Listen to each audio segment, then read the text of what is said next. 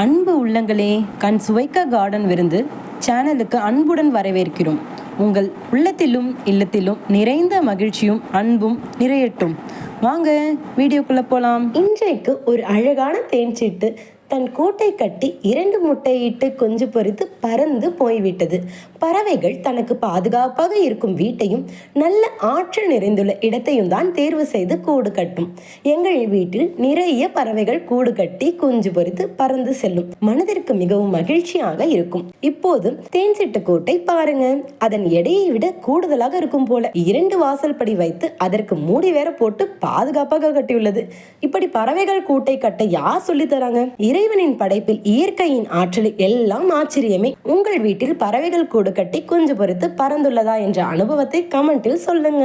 எங்க வீடியோவை லைக் பண்ணுங்க, ஷேர் பண்ணுங்க, மறக்காம சப்ஸ்கிரைப் பண்ணிடுங்க.